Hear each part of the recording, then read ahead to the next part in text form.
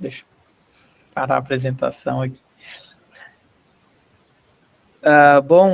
Boa noite. Então, hoje nós estamos aqui reunidos, então, para o nosso último dia do minicurso de Introdução a Valores na Ciência, ministrado pelo nosso colega, quase doutor, né? Quase doutor. Quando o pessoal estiver vendo esse vídeo, já vai ser doutor Pedro Bravo de Souza, né, que vai estar aqui apresentando o nosso último encontro do minicurso. Então, Pedro, fica à vontade, é um prazer te ter aqui. Obrigado, Léo. Boa noite, pessoal. Bom, bem-vindos a essa última noite nossa, né, desse minicurso, esse último encontro. Obrigado por terem ficado até aqui, acompanhado e estarem presentes, né, virtualmente numa véspera de feriado, né. Então, obrigado pela companhia e obrigado em nome do Leonardo, né, ao NELF, pela estrutura, pela oportunidade desse minicurso. Bem? Bom, hoje é o último dia. Eu vou falar do argumento da subdeterminação da Longino e do argumento do risco indutivo, principalmente, e aí as propostas que essas autoras derivam desses argumentos, né? Mas antes, então, fazendo uma breve recapitulação do último dia, no terceiro encontro a gente falou um pouquinho sobre o argumento da significância, da Elizabeth Anderson, do Philip Kitcher, né? A gente viu aqueles grafos de significância do Kitcher, e aí depois como isso se relaciona com o primeiro ideal, né, substituto ao ideal da ciência livre de valores que a gente discutiu, que é a ciência bem ordenada do Kitcher, né, que é um modelo deliberativo para discutir, para decidir questões, inclusive de significância, né, da ciência. Depois a gente conversou um pouco sobre a noção de estratégia, proposta pelo Lacey, e aí a defesa dele de um pluralismo de estratégias para dar conta de fenômenos distintos, né, e cada estratégia em relação de reforço mútuo com a adoção de uma perspectiva de valor. Esses últimos argumentos e temas, né, eles impactam o ideal da neutralidade. Os autores que discutem eles tomam como dado que isso impacta a tecnologia também, mas aí a gente terminou o último encontro apresentando rapidamente alguns vídeos focalizando mais precisamente, mais especificamente, né, na discussão da neutralidade da tecnologia, para que vocês possam ter noção de como que esse ideal, né, como que a discussão desse ideal se dá também na tecnologia, tá bem? Então isso sobre recapitulação dos dias anteriores. Vamos para o primeiro argumento, né, sobre o qual a gente vai conversar hoje, que é o argumento da subdeterminação, né? Semana passada eu tinha trazido esse exemplo, é um exemplo bem simples e bem ilustrativo do que significa subdeterminação. Então, o Kelly Stanford, né, no verbete da Enciclopédia Stanford de Filosofia, que eu recomendo fortemente que vocês acessem, ele dá esse exemplo, né? Eu sei que você gastou R$10 em maçãs e em laranjas, cada maçã custa R$1 e cada laranja custa 2. O que você comprou? Ele pergunta, né? Eu trouxe esse exemplo semana passada, algumas pessoas disseram, bom, são várias opções, né? E são de fato várias opções, né? Pode ser 10 maçãs, 5 laranjas, 8 maçãs e 1 laranja, né? Então, a ideia da subdeterminação, né, é que a evidência que a gente dispõe, ela determina apenas parcialmente qual hipótese que a gente deve ter em relação a essa evidência, né? Por que ela determina só parcialmente, né? Porque são várias possíveis que cabem nesse mesmo conjunto de observações, nessa mesma evidência, no caso de R$10 em maçãs e laranjas. Então, por isso que é parcial, mas ainda é uma determinação, porque ela exclui outras hipóteses, né? Aqui a gente não pode falar que comprou 15 maçãs, que comprou, não sei, 5 maçãs e 5 laranjas, vai dar além de 10, né? Então a ideia da subdeterminação é que há uma evidência, né? Há várias hipóteses compatíveis com ela, mas não é qualquer hipótese, né? A evidência restringe um pouco. Ela só não é suficiente para indicar qual hipótese que a gente deve ter. Tá? Então ela determina parcialmente. Subdeterminar é isso. Lembre-se desse sinônimo, né? Subdeterminar determina parcialmente, não determina totalmente qual hipótese que a gente deve ter. Determina um certo conjunto, e aí por isso exclui outras, mas ainda assim há várias opções dentro desse conjunto. Tá bem? Essa é a ideia básica, então, da subdeterminação. E aí ela leva a primeira premissa do argumento, né? A ideia de que a evidência disponível não determina em qual hipótese a gente deve acreditar.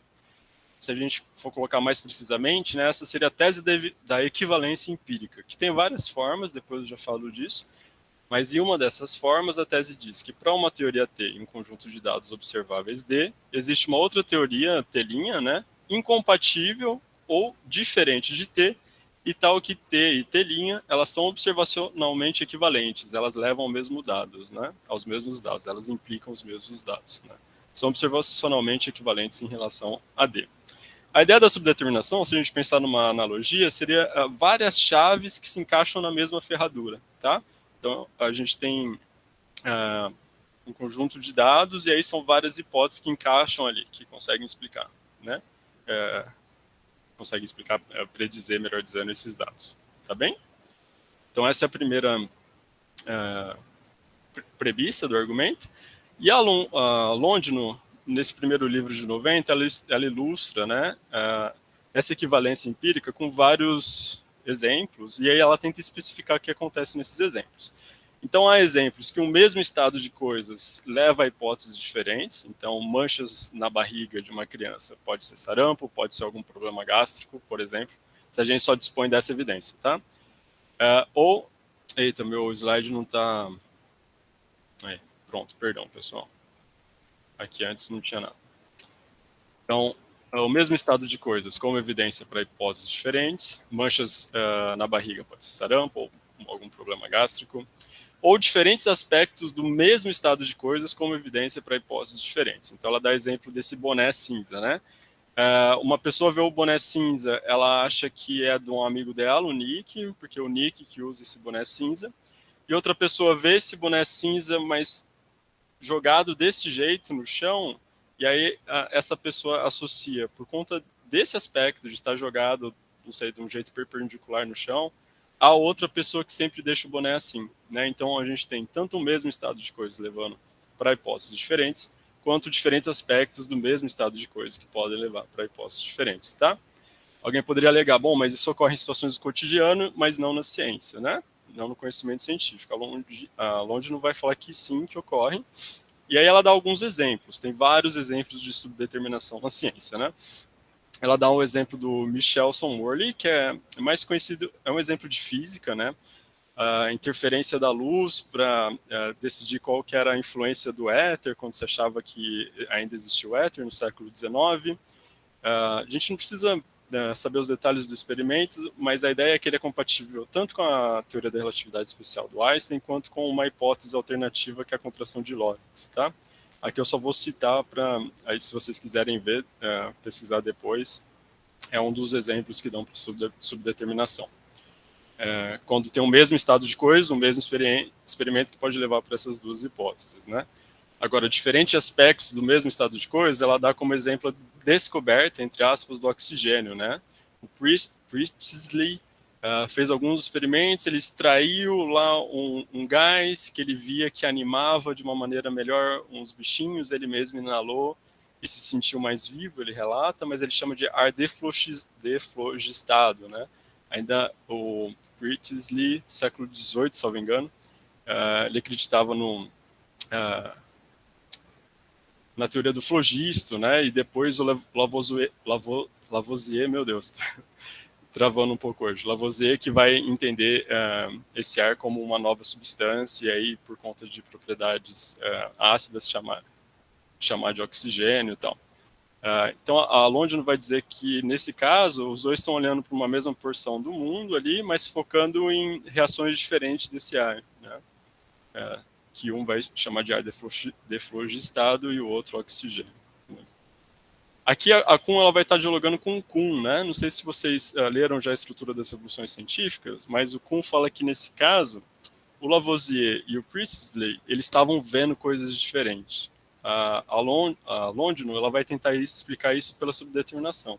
Eles não estavam vendo coisas diferentes, eram diferentes aspectos do mesmo estado de coisas que levavam a hipóteses diferentes por conta de pressupostos de fundo diferentes de cada um deles, tá?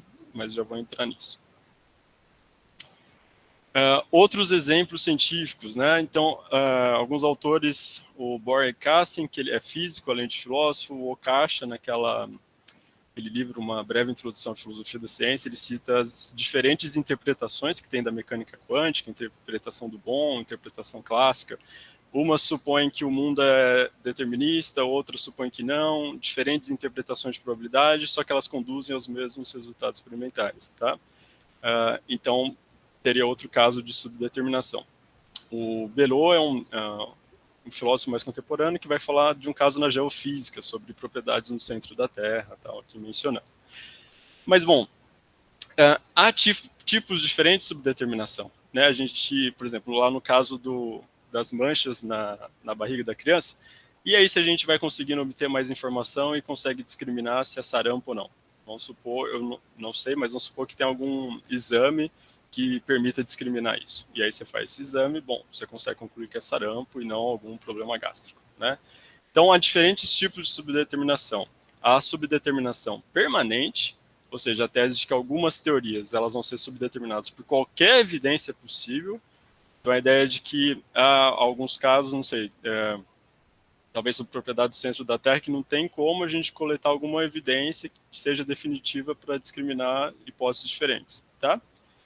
Ou essa subdeterminação ela pode ser transitória, talvez no caso ali do sarampo, né, das manchas na barriga. A tese de que algumas teorias elas são subdeterminadas pela evidência atualmente disponível. Atualmente, então, a gente não tem evidência suficiente para dizer se é sarampo ou algum problema gástrico no caso lá da barriga, das manchas na barriga. Mas a partir de algum exame e tal, aí a gente pode conseguir discriminar. Né? Mesma situação daquele exemplo inicial das maçãs e da laranja. Talvez com uma outra informação ali, uma outra equação, a gente consiga montar um sistema linear e aí conseguir concluir quantas laranjas e maçãs foram compradas. Tá? Então, essa é a subdeterminação transitória. A tese de que algumas teorias são subdeterminadas pela evidência atualmente disponível. Aqui é atualmente disponível. Bem? E, por fim, a subdeterminação global. A ideia de que todas as teorias vão estar subdeterminadas permanentemente, né, por qualquer evidência possível. Cada tipo de subdeterminação tem uma consequência distinta, né, um escopo distinto.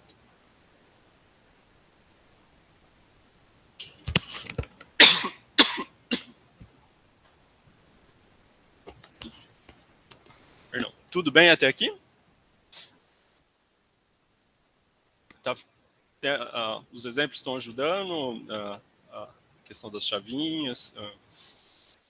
Tudo bem sobre a primeira premissa? Ok, pessoal dando joinha. Tá, perfeito. Qual que é a segunda premissa do argumento da Londino, tá? Ela vai dizer que não tem como a gente derivar os dados observacionais de uma teoria, né? Os dados observacionais de uma teoria T ou de uma teoria alternativa T', sem o papel de crenças de fundo adotados em determinado contexto, tá? Então a ideia é de que uma teoria... Pode falar, Pedro.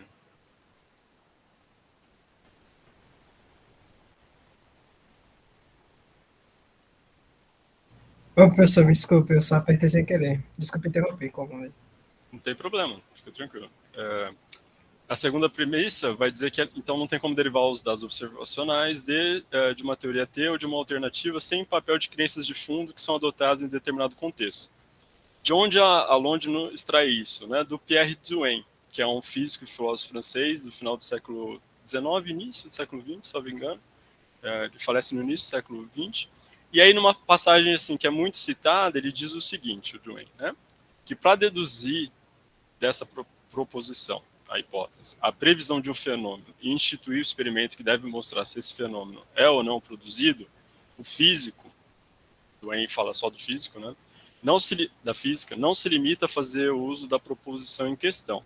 Ele faz uso também de todo um grupo de teorias aceitas por ele como indiscutíveis. O que isso quer dizer, então? Que não tem como a gente derivar os dados observacionais de uma teoria somente levando em conta aquela proposição da teoria específica, né? Porque aquela teoria específica vai estar relacionada com pressupostos sobre os instrumentos que vão ser utilizados, pressupostos sobre medições. O Drouin chega a citar um experimento em que o tamanho do laboratório interferia, então o pressuposto de que o tamanho do laboratório vai interferir ou não no experimento que está sendo realizado.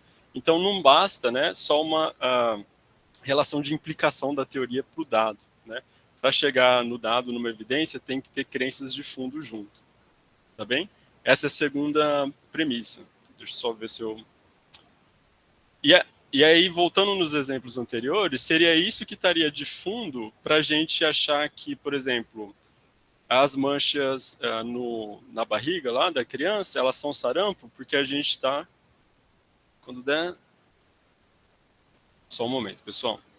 Quando der, você pode explicar melhor a diferença entre subdeterminação e observação enviesada? Você falou que observam a mesma coisa só depois interpretando que eles não estão observando a mesma coisa já desde o início?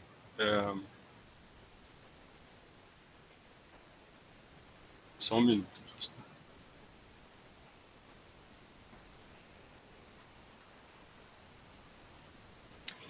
Tá. Kelly, eu acho que vai ficar um pouquinho mais claro se eu desenvolver essa parte, mas aí eu retomo sua pergunta, tá? Ótima pergunta. Vou tentar retomar ela conforme eu vou expondo essa segunda premissa, tá? Então a ideia é que são crenças de fundo que permitem a gente ver aquela barriga com manchas e associar a sarampo. Então a gente está pensando em teoria sobre sarampo, quais são os sintomas sobre sarampo. Se a gente tem outras crenças de fundo, aí a gente vai associar a um problema gástrico, né? A mesma coisa em exemplos científicos, né? A Longino, ela usa muito exemplo daquelas hipóteses sobre o homem caçador, a mulher coletora, né? Pelo menos na década de 70, que é o que ela estava discutindo e analisando, né, para fazer essa discussão, era uma hipótese ou outra para tentar explicar a evolução, né, da espécie humana, uma centralizada no macho e uma centralizada na fêmea, né? E aí ela fala, só tem como ter esse tipo de hipótese, né, e ver os dados conforme essas hipóteses por crenças de fundo, e aí ela vai criticar, no caso dos homens caçadores, centralizar a evolução da espécie humana só a partir do papel deles. Nessa hipótese teria o papel de valores androcêntricos, né, centralizados no masculino, e aí inviabiliza papéis, tarefas que as mulheres faziam, né? Certo, então, a partir dessa segunda premissa, né, a Longino, ela resume mais ou menos assim, né? Ela vai falar que o apoio evidencial que uma hipótese dá, né, vai ser uma questão relativa no sentido contextual, né? Enquanto no contexto de um conjunto de crenças ou suposições, X vai ser evidência para uma hipótese H, no contexto de um conjunto diferente, né, X será evidência não para H, mas para alguma outra hipótese H', tá? Então, dependendo das crenças de fundo, a gente vai entender que aquilo é evidência para sarampo ou evidência para um problema gástrico, tá bem? Agora, puxando a questão da Kelly, para Longino, existe uma descrição neutra de um estado de coisas. Por exemplo, dá para a gente descrever de uma maneira neutra que tem lá manchas vermelhas na barriga de uma criança. Só que qual hipótese isso apoia, aí não tem como ser neutro, porque aí vai depender de crenças de fundo, tá? E aí, dependendo das crenças de fundo que algum cientista adota num contexto, vai ser evidência para uma determinada hipótese, e dependendo de quais outras suposições que tem de fundo, vai ser evidência para outra hipótese, tá? Mesma coisa sobre o exemplo do pêndulo, da diferença entre como o Aristóteles viu o pêndulo e como o Galileu viu o pêndulo, que é um exemplo que o Kuhn discute bastante também. O Kuhn fala que eles viam coisas diferentes, né? Porque para o Aristóteles a pedrinha, não sei, era feita de terra, os corpos tendem a voltar para o seu lugar natural, da terra para baixo, então vai oscilando até parar mais ou menos indo para baixo. E aí, para o Galileu, eu não lembro agora qual que é o conceito direito do Galileu, mas ele já consegue explicar com noções um pouquinho primitivas relacionadas à gravidade, enfim, consegue explicar mais relacionando o que a gente vê em mecânica clássica, o movimento cinético e tal, né? O Kuhn fala que eles viam coisas diferentes, a Longino vai falar que não vê coisas diferentes. Numa das interpretações do Kuhn, né? Que há um movimento do pêndulo, mas o Aristóteles tinha crenças de fundo diferentes das do Galileu, né? O Aristóteles achava que as coisas tendiam ao seu lugar natural, e o Kuhn não. Então, esse papel das crenças de fundo que determinam, né, de qual hipótese a evidência vai dar apoio, né? Qual hipótese a evidência vai dar apoio. Ficou mais claro, Kelly? Isso não é tanto uma observação enviesada, porque você não vai já para o dado querendo confirmar algo. Aí seria uma observação enviesada, né? Mas aí como que a Londe não vai garantir objetividade científica por conta disso é algo que a gente vai ver na sequência, tá?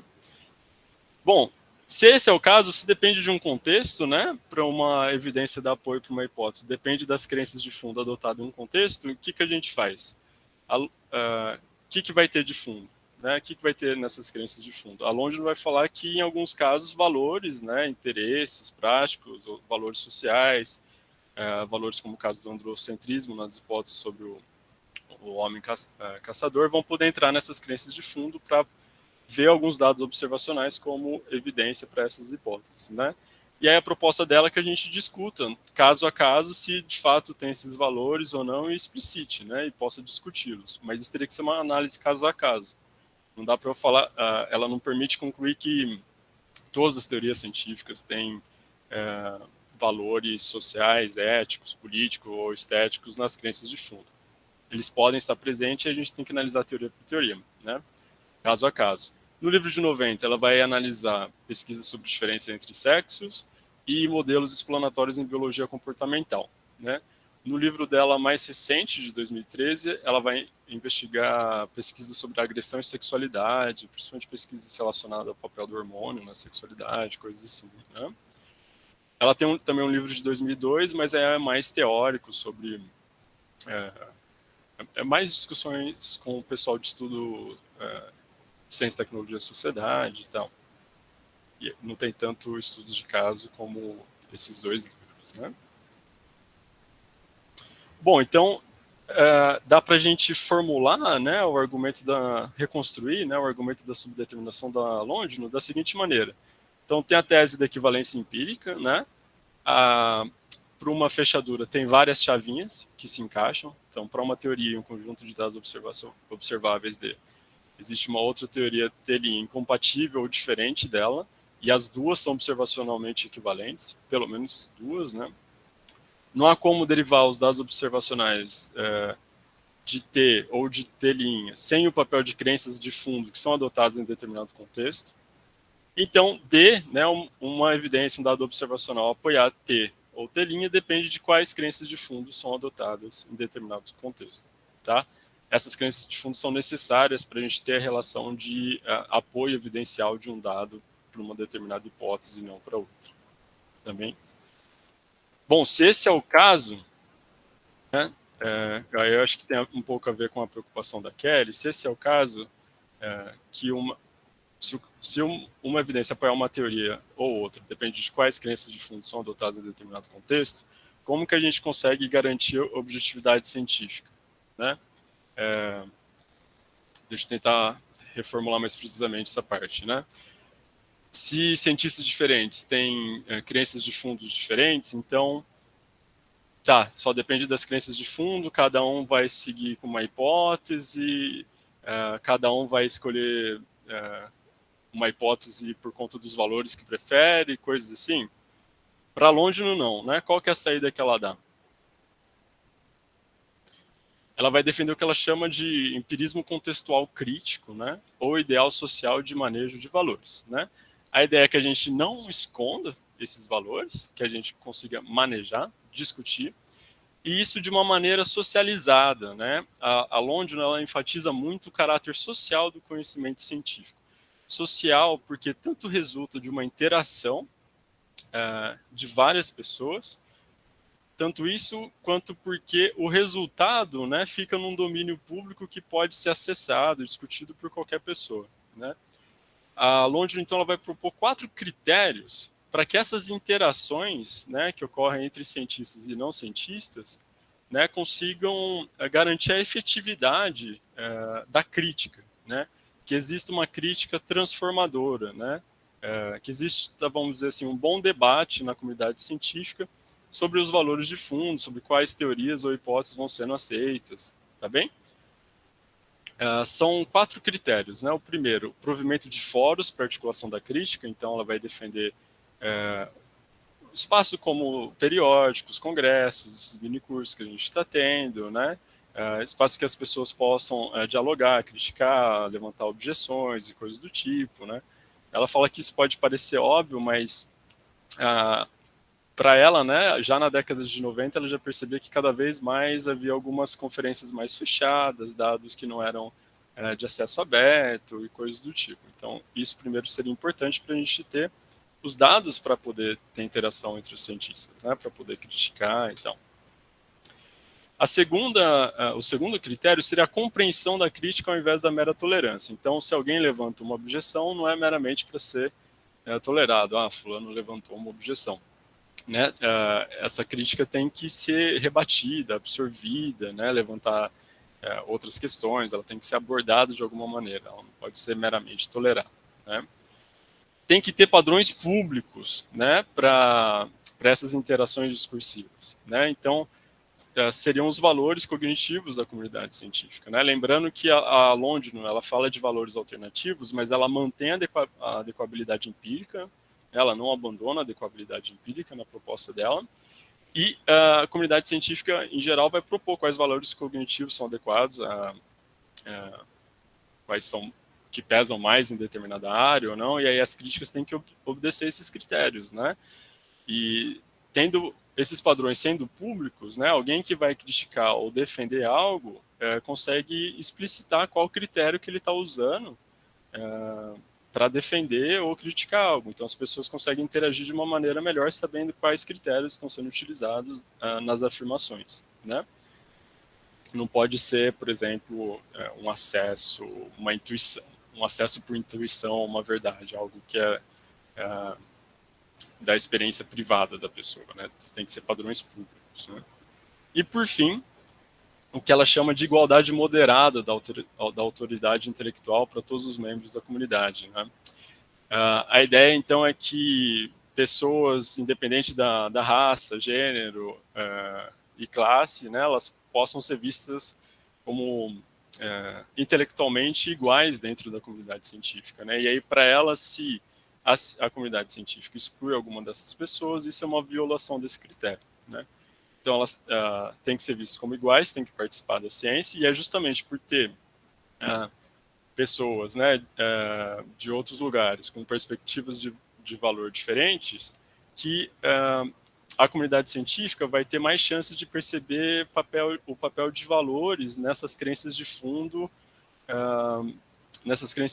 que vão que vão permitir com que determinado dado, né, dê apoio para uma teoria ou outra, né?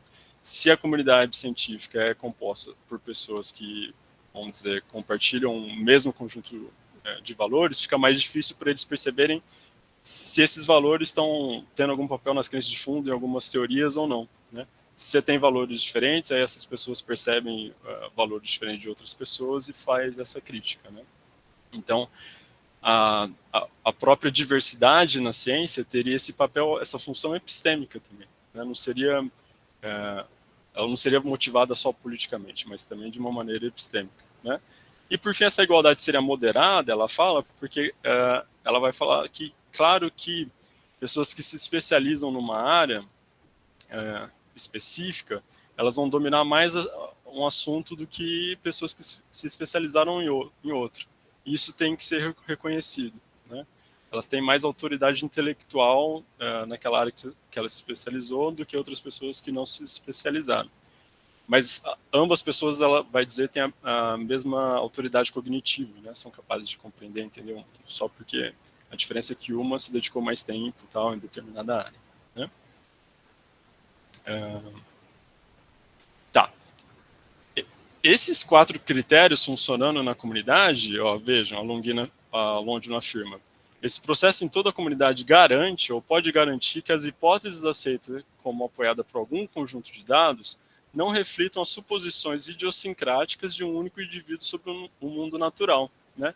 Então, percebe a proposta de socialização da ciência da London, diferentemente de outros autores, não visa destruir a objetividade científica, ao contrário, vai ser o que garante a objetividade científica. Essa interação entre os cientistas, a revisão de artigo, o processo de avaliação por pares, essas coisas que vai garantir com que uma hipótese não ganhe destaque meramente por conta, né, dessas crenças de fundo de um indivíduo específico, né?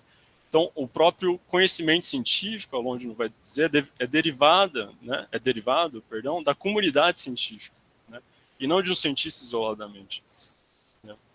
E ela tem passagens muito legais, assim, para, por exemplo, a gente interpretar algumas discussões que aconteciam na pandemia, né? Algum artigo era publicado, alguns jornalistas científicos ou cientistas, filósofos diziam, foi publicado em tal lugar. Então quer dizer que, é um resultado definitivo, que traz muita confiança e tal. E a Longe não vai dizer que não, que é um dos primeiros passos da publicação, né? Depois tem a recepção do conteúdo daquele artigo pela comunidade, as críticas e tal, e passando por aqueles 4 critérios, né, na comunidade, só depois disso que a gente pode dizer que a gente tem um caso de conhecimento científico, né? Não só depois da publicação em um artigo, seja lá qual revista for, né? Por fim, sobre a Longino, a última coisa que, antes de passar para as críticas, gostaria de mencionar dela, a Longino ela tenta fazer uma ponte, né, da filosofia da ciência, epistemologia social, com os estudos sociais da ciência, né? E aí, nessa entrevista de 2022, ela tenta explicitar como que ela entende social de uma maneira diferente deles, tal. Ela é uma autora que dialoga muito com as duas correntes, né? Com as duas correntes. Eu acho um trecho muito oportuno para quem se interessa por essas discussões, né? Ela diz que uma parte do argumento dela é dizer que o termo social pode significar 2 coisas diferentes. O termo social pode significar compartilhado ou pode significar interativo. Eu penso que os debates entre os filósofos e os sociólogos tendem a se concentrar na concepção de social como compartilhado. Desse modo, o que está na base de seus argumentos é essa concepção de que social é apenas aquilo que é compartilhado. O meu ponto é que esse não é o único significado social. O termo social também pode significar interativo, e nesse sentido, penso que o social é algo constitutivo do conhecimento, especialmente do conhecimento científico. Se você olhar para as formas como a comunidade científica efetivamente trabalha, assim como se você pensar na estrutura lógica da ciência, em todo caso, a produção científica requer algum tipo de interação física, de modo a se estabilizarem os pressupostos de fundo, de modo a se evitarem arbitrariedades e assim por diante. Portanto, se pensarmos o social como interativo, então é o social, ou melhor, são as práticas de acordo com certas normas, os 4 critérios que eu coloquei, né? São as práticas de acordo com certas normas, algo constitutivo da racionalidade e da sociabilidade da ciência, que conferem legitimidade ao que se diz ser conhecimento científico, né? Então, para quem se interessa em discussões sobre epistemologia social, a Longino é um prato cheio, né? Porque ela vai conseguir justamente resgatar a objetividade social, a objetividade científica, né? Pelo caráter interativo da comunidade, obedecendo alguns critérios que ela prescreve, né? Certo. Bom, mas a proposta da Longino não escapou de críticas também. Tem críticas que afirmam que ela é muito excludente ou muito inclusiva, né? A Kristen Interman e a Demelo Martins, esqueci o primeiro nome dela, elas vão dizer que a proposta da Longino é muito excludente, quer dizer que ela não acomoda toda a diversidade que é benéfica para a ciência.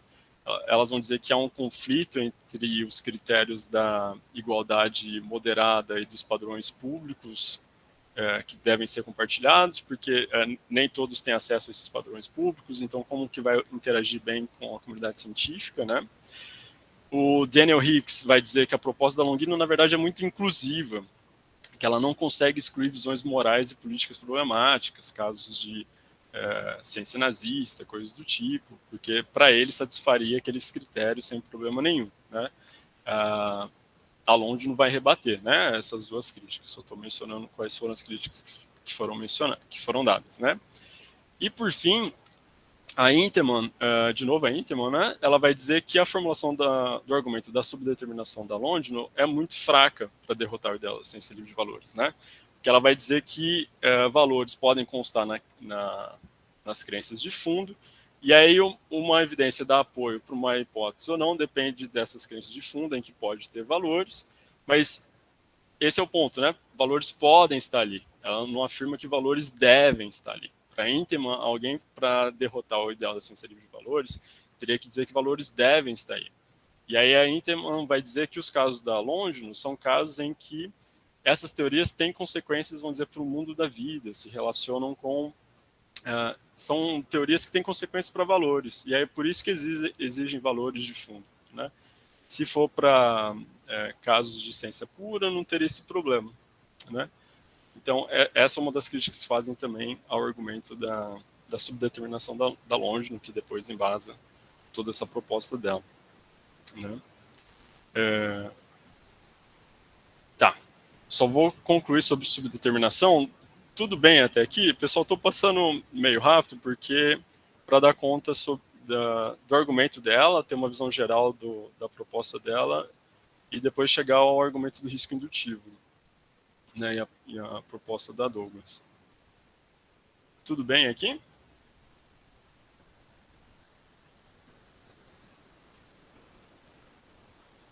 Sim? Tá. O argumento da subdeterminação, aqui é um parênteses, né? Ele é mais conhecido nas discussões sobre realismo e antirrealismo científico, né? Se a gente pode dizer, numa das definições, né? Teorias científicas são aproximadamente verdadeiras ou não, tal. Tem gente que usa o argumento da subdeterminação em outra formulação, não dessa da Longino, né? A Longino não é antirrealista, nem realista, acho que ela nem se posiciona sobre esse debate, mas tem um debate clássico, grande, né, em filosofia da ciência, sobre realismo e antirrealismo, e aí o argumento da subdeterminação, com outras teses, é levado para defender o antirrealismo, né? A ideia é que se há teorias que são equivalentes empiricamente e a gente só deve ter adequabilidade empírica como restrição epistêmica, né? Então a gente vai precisar suprir, a gente vai ter uma lacuna que a gente vai precisar suprir com outras coisas para decidir entre uma teoria e outra. E essas coisas não seriam epistêmicas, seriam virtudes teóricas, que aí podem se relacionar com valores metafísicos ou crenças de determinada época, tal. E aí por isso que levam para o antirrealismo. Aí tem relação, aí entra a questão do Quine, né, o holismo sobre significado, um monte de teses diferentes que tenta apoiar, né. O Bruno Malavolta Silva, ele defendeu o doutorado recentemente, né, colega do Jefferson. A gente estava falando no começo que o Jefferson defendeu o doutorado recentemente, mandem parabéns para ele. Ele fez uma tese sobre realismo, defendendo o realismo científico, né, e um dos capítulos ele justamente traz o argumento da subdeterminação nesse contexto, tá? Uma tese excelente, recomendo a leitura, vou colocar lá no Drive depois, caso vocês se interessem por saber mais sobre a subdeterminação nesse contexto, tá? Alguns autores entenderam a Longino puxando para o antirrealismo, assim, entenderam ela dizendo que se tem teorias equivalentes, depende de qual valor você assume para assumir uma ou outra, né? A Longino não vai dizer isso. O papel dos valores é para determinar se algo é evidência para uma hipótese ou não, né? Porque os dados, ela vai dizer, são estúpidos. Não é para decidir entre uma teoria e outra, tá? Então, por isso que ela não leva ao antirrealismo.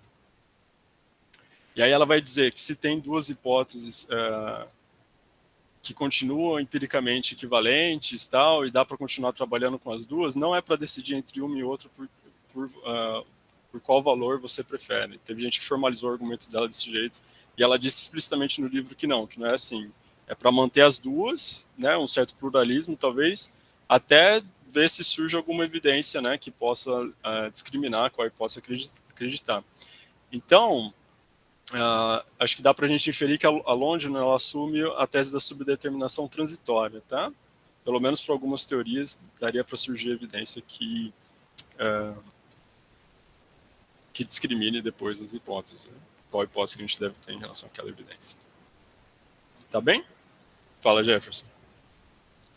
Não, Pedro, só não sei se eu vou entrar muito na discussão que é um pouco paralela demais, mas agora que tu tocou no assunto, eu acho que faz sentido mencionar, pelo menos, que é o seguinte, tem a questão, tá, ela somente com relação a teorias são empiricamente equivalentes, né? Mas a questão tem toda uma discussão de como é que eu sei que uma teoria é empiricamente equivalente à outra.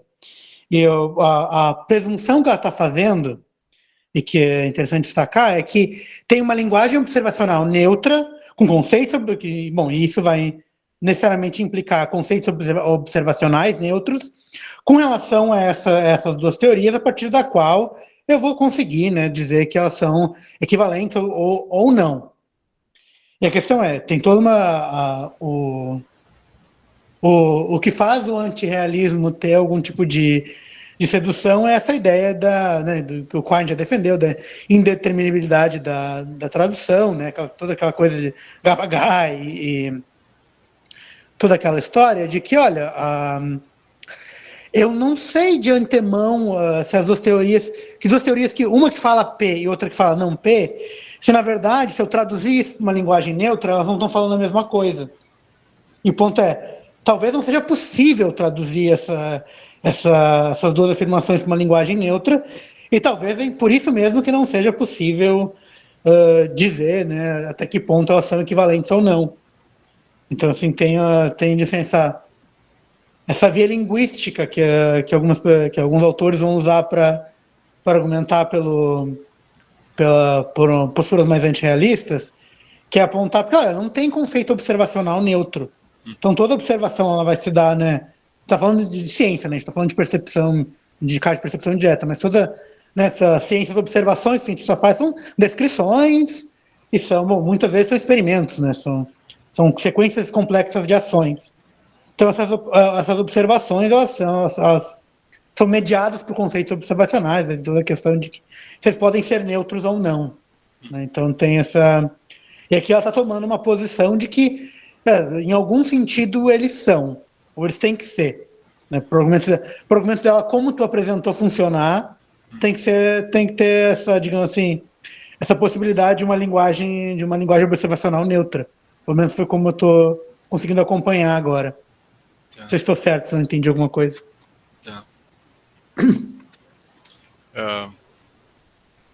Não, ótimas considerações, Jefferson. Bom, essa é uma das premissas que, assim, atacadas de todos os lados, né? Até como que a gente pode determinar que de fato é empiricamente equivalente, né? Alguns realistas também vão por esse lado, e tal.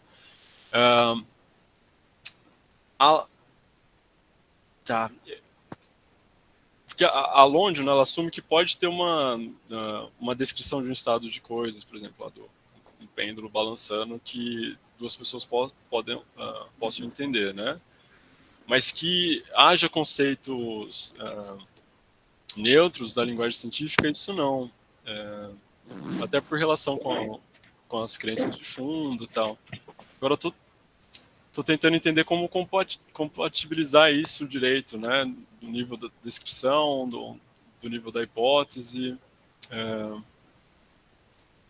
Não sei se ela desenvolve, fiquei curioso, acho que vou dar uma olhada melhor nos textos dela para saber como que ela resolve isso, né?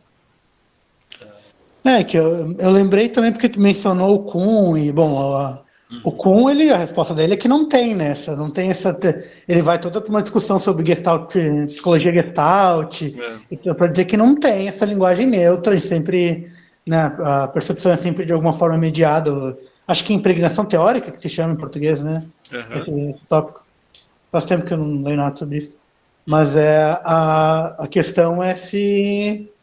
Até que, é que eu fiquei pensando, se do jeito que tu apresentou, o argumento parecia que precisava de algum nível, assim, neutralidade não é uma boa palavra, mas assim, de não compromisso teórico, né? Eu tenho descrições observacionais. E daí a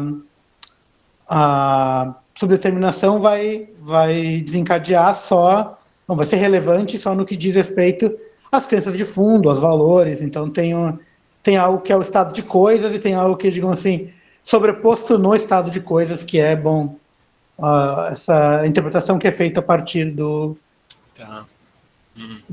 modelo, assim. E daí a questão é se esse parece ser um compromisso semântico, eu diria, né?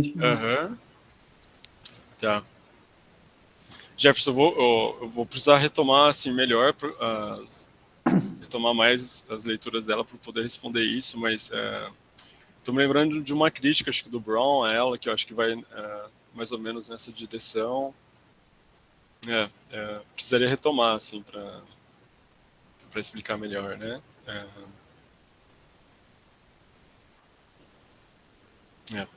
Mas obrigado pelas considerações. Assim, não vou conseguir por agora assim, responder totalmente, né? A London, ela fala explicitamente que ela não está assumindo algum holismo sobre significado e tal, mas eu não sei quão independente dessas teses ela consegue, né? Consegue ficar. E eu acho que é isso que você está pressionando, né?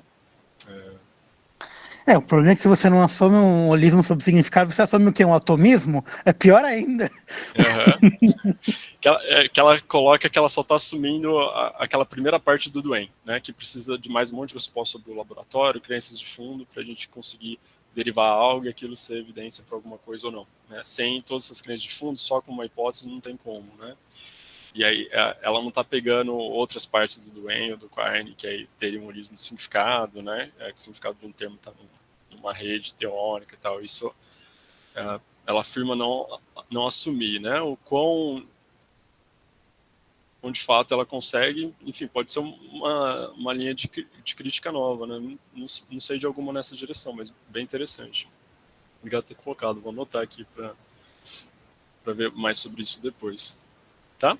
Não, eu que agradeço. Obrigado, continua aí, Pedro. Que isso, valeu, Jefferson. Certo, pessoal, vamos passar para o argumento do risco indutivo, então. E vocês querem fazer... Como hoje é o último dia, acho que seria melhor a gente ir avançando sem intervalo, tudo bem? Pode ser?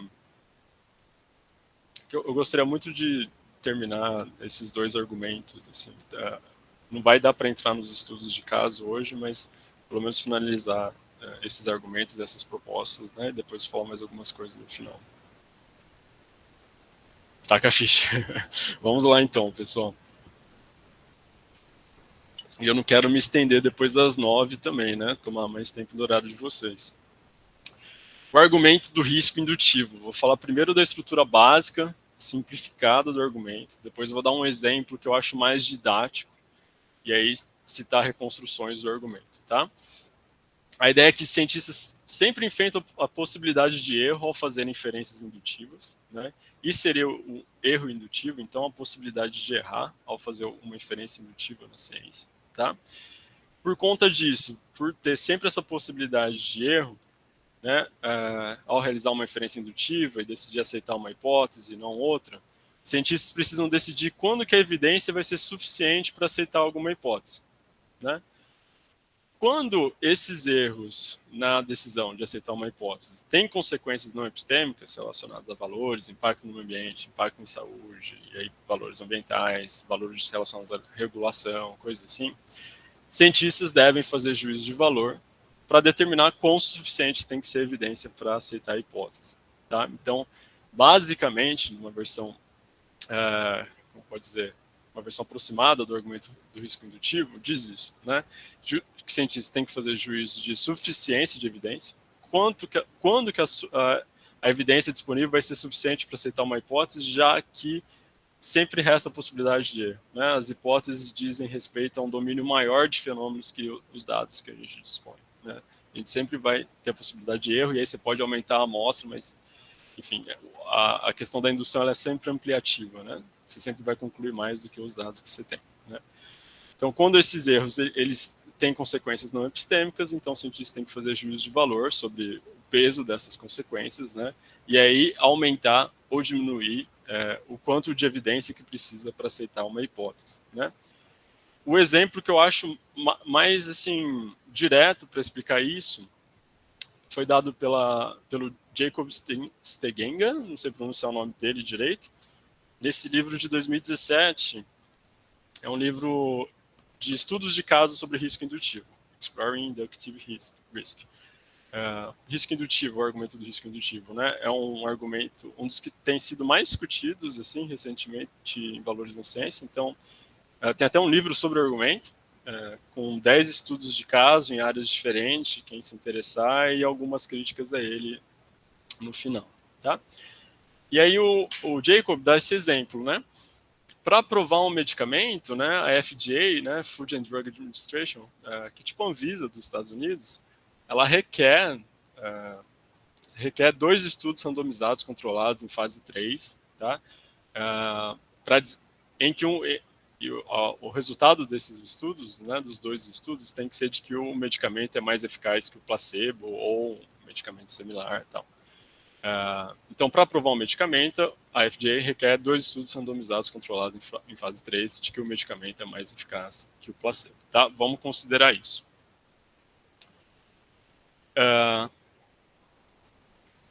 Nessa aprovação, né, as pessoas responsáveis por aprovar ou não esse novo medicamento, né, que foi testado, elas podem cometer 2 tipos de erro, né? Primeiro, que é aprovar um medicamento que é considerado eficaz e seguro, mas ele na verdade não é. Então esse é um primeiro erro, né? Aprova um medicamento achando que é eficaz e seguro, mas na verdade ele não era, né? E o segundo tipo de erro é rejeitar um medicamento considerado ineficaz e seguro quando ele na verdade é eficaz e seguro, tá? A gente pode chamar o primeiro tipo de erro de um falso positivo, né? Você aceita que algo é o caso quando na verdade não é, que é eficaz e seguro quando ele na verdade não é. E o segundo tipo de erro de um falso negativo, né? Você fala que algo não é o caso, que não é eficaz e seguro, mas na verdade é. Então tem esses 2 tipos de erro que pode acontecer em uma decisão assim. Teria jeito de evitar totalmente esses tipos de erros? Sim, rejeitar todos os medicamentos ou aprovar todos, né? Rejeitar todos evita aprovar alguns achando que é seguro e eficaz, mas na verdade não ser. E aprovar todos evita o erro de rejeitar os que são considerados seguros e eficazes, mas que não são seguros e eficazes, mas na verdade eles serem, né? Esses seriam os extremos e não seriam nada práticos, né? Teria que aprovar. Tem que aprovar algum medicamento.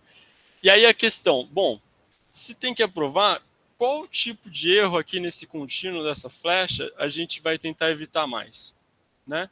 A gente vai tentar evitar mais os erros de tipo, os falsos positivos ou os falsos negativos. A gente vai colocar que precisa de 2 estudos randomizados, como o FJ, ou 3, ou apenas 1. Por que 2 e não 3 ou apenas 1, né? Se a gente aumenta o número de estudos randomizados, coloca mais critérios, né, a gente diminui a chance de ter aprovações de medicamentos, né, são considerados... a gente diminui a chance de aprovar medicamentos... a gente evita o segundo tipo de erro, né? Se aumenta o número de estudos, se deixa o nível de evidência mais rigoroso, né?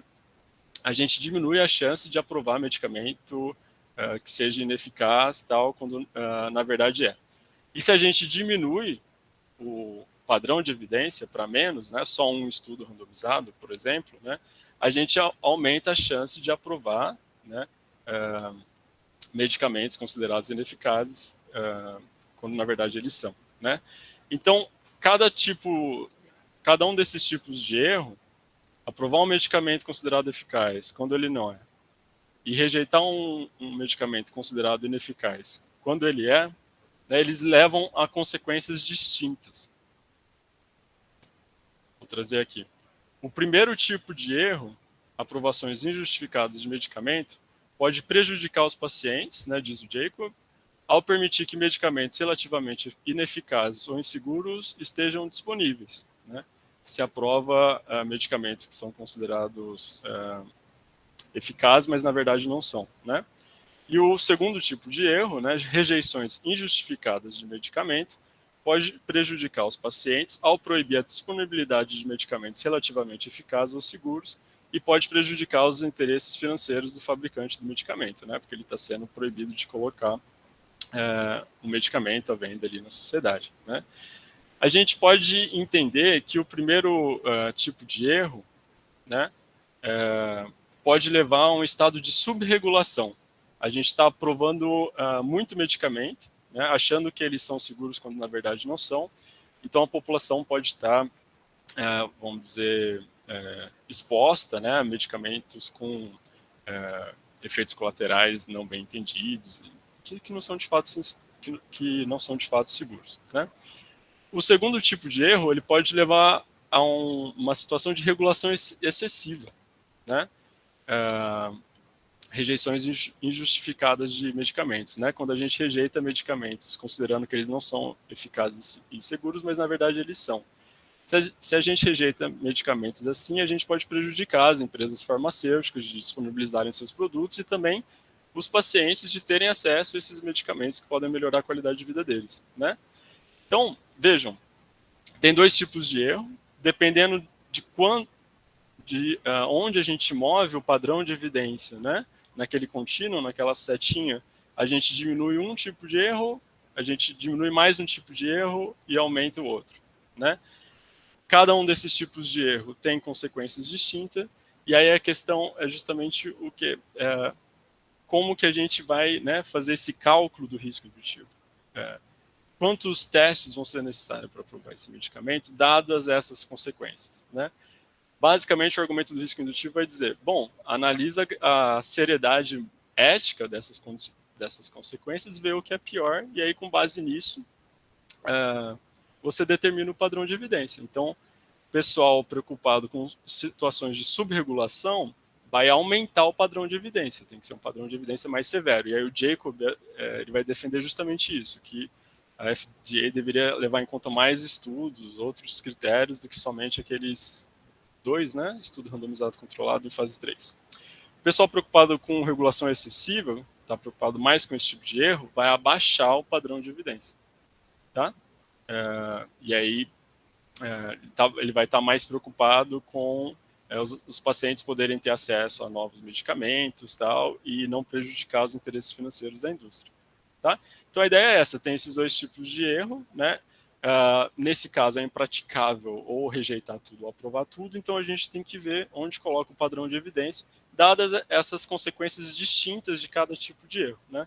Se você considera uma mais grave que a outra, se aumenta o padrão de evidência para aprovar ou diminui, certo? Então, basicamente, eu achei esse exemplo muito ilustrativo do argumento do risco indutivo, porque ele é um exemplo mais fácil do que os exemplos que surgem com os próprios autores, né, que vão formular o argumento. O primeiro autor que formulou o argumento do risco indutivo foi o Richard Rodner, na década de 50. Tá?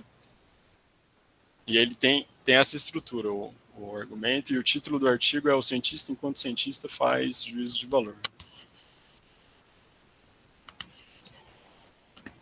É interessante que esse é um artigo da década de 50, porque numa das reconstruções da história da filosofia da ciência no século XX, parece que na primeira metade do século XX, as discussões de valores eram muito presentes, né? E aí tem o Rodner, antes dele tem alguns estatísticos discutindo também esse mesmo problema do risco indutivo. Os positivistas lógicos também, o Neuhoff, um dos positivistas lógicos, ele tem até uma versão do problema da subdeterminação, mas depois, na década de 60 e 70, principalmente, que diminui essa discussão de valores, né? Mas, bom, o Rodner, então, é um dos que ainda discutia isso, e o argumento dele foi o mais debatido ali na época, né? O Rodner vai dizer, basicamente, então, que o cientista aceita ou rejeita hipótese, é a função do cientista fazer isso, nenhuma hipótese ela é completamente verificada, dado isso, ele tem que decidir, então, quão forte é a evidência para garantir a aceitação de uma hipótese, e se ele tem que decidir isso, né, então ele tem que levar em conta a seriedade, e isso nos termos do Rodner, em sentido ético, de se cometer um erro na decisão de aceitar ou rejeitar a hipótese. E aí ele conclui, então, que o cientista faz juízo de valor na decisão de aceitar ou rejeitar a hipótese, né, que é bem a decisão do momento da imparcialidade, lembram? Que seria o último ideal. da ciência livre de valores, tá? O Rudin ele vai ilustrar com níveis de significância estatística, tá? Eu só vou passar por cima porque para desenvolver isso bem, eu teria que fazer um monte de clarificação sobre testes de hipótese, que comumente é vista de um jeito, mas para os estatísticos é visto de uma maneira errada. Mas qual que é a ideia que eu gostaria de ressaltar aqui? Né? Na prática comum, vamos dizer, da ciência, né? Um erro de tipo 1, um falso positivo, né? O alfa, ele é considerado mais grave que um erro de tipo 2, um falso negativo, né?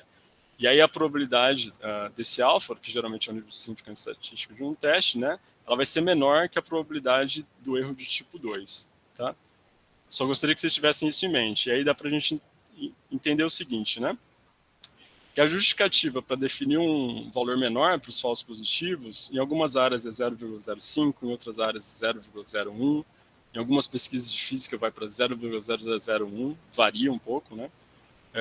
Então, um valor menor para falsos positivos do que falso negativo, geralmente 20, né, pode ser interpretada como um certo tipo de conservadorismo na comunidade científica, não conservadorismo moral, né, mas conservadorismo no sentido de que, do jeito como os testes de hipóteses foram sendo desenvolvidos e como que isso ficou enraizado na comunidade científica, parece que ficou um valor de que é preferível perder uma hipótese verdadeira, né, que é um falso negativo, você falar que não tem uma relação entre dois fenômenos, mas tem, do que incluir uma hipótese falsa ao corpo científico, né? Então parece que a prática comum da ciência considera pior incluir uma hipótese falsa ao corpo científico, então por isso que a probabilidade de cometer esse tipo de erro é mais baixa, do que perder uma hipótese verdadeira, que algum outro grupo de pesquisa pode repetir o experimento e ver se aquilo é de fato um falso negativo ou não, então essa hipótese não seria perdida a longo prazo, né? Mas que os autores do argumento do risco indutivo vão ressaltar é que não há um valor pré-determinado para falsos positivos, né? Tem que ser 0,05. Isso daí é uma convenção, né? Foi uma convenção, matematicamente mais manipulável, né? Se adequa a curvas normal, enfim, mas é uma convenção, não tem um teorema que demonstre que tem que ser 0,05, tanto que varia de áreas para áreas, né? E esses autores vão dizer que em algumas áreas, por exemplo, principalmente nas ciências ambientais, né, o valor de 0,05 ele é prejudicial porque a gente preferir cometer mais falsos negativos a falsos positivos em áreas assim pode levar a estados de subregulamentação, né? Então, se você está testando, por exemplo, a toxicidade de uma substância, né, você cometer mais falsos negativos, perder uma hipótese verdadeira, né, assumir que uma substância não é tóxica quanto ela pode levar a um estado de subregulamentação, né? Essas pesquisas justificando políticas públicas, né? Então elas não vão levar a restrições de substâncias que potencialmente são danosas. E aí esses autores então falam de mudar então o nível de significância estatística, né? De aumentar o alfa um pouquinho para mais, ou de adotar outras configurações de testes de hipótese, fornecer medidas de erro de tipo 2, né, ir para a probabilidade bayesiana e coisas assim, né. Essa não é uma discussão meramente filosófica, né, tem muita gente citando o argumento do risco indutivo. Aqui eu trouxe um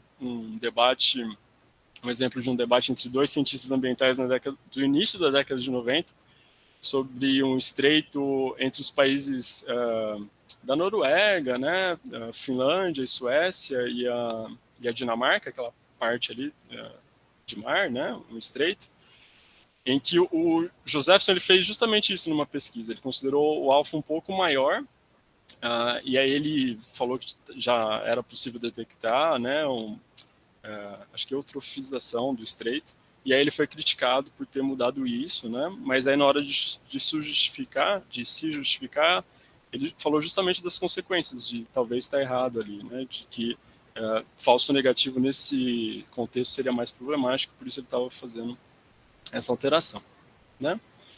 A Heather Douglas, né, e aqui um parênteses, a Heather Douglas não é a Mary Douglas, a antropóloga, que tem umas discussões sobre risco de um ponto de vista subjetivo e tal. A Heather Douglas, que é uma filósofa da ciência contemporânea e tal, ela que retomou esse argumento do Rudner, né, que estava foi discutida ali na década de 50 e ampliou o escopo do argumento do Rudner. Então, o Rudner fala de aceitação e rejeição de hipóteses. A Douglas ela vai dizer que em vários momentos internos da ciência, na caracterização dos dados, na escolha de um método de análise e também na escolha de um nível de significância estatística de um teste, há como esses erros de falso positivo e falso negativo, né? Há decisões que têm erros parecidos com falsos positivos e falso negativo, né? E aí ela vai dizer que quando tem consequências não epistêmicas previsíveis, já explico previsíveis desses erros, valores não epistêmicos devem ser considerados por cientistas nessas decisões. Ela vai dizer que tem essas consequências, aí ela dá alguns exemplos. No artigo de 2000, com pesquisa sobre dioxina, que era algo que estava em discussão na década de 90 nos Estados Unidos, ela terminou o doutorado em 99, salvo engano, e depois, mais recentemente, principalmente com substâncias químicas, né? A avaliação de toxicidade dela e tal. E a conclusão, então, é que valores não epistêmicos devem ser considerados por cientistas nas decisões desses momentos internos da ciência, não é mais a escolha da hipótese e tal.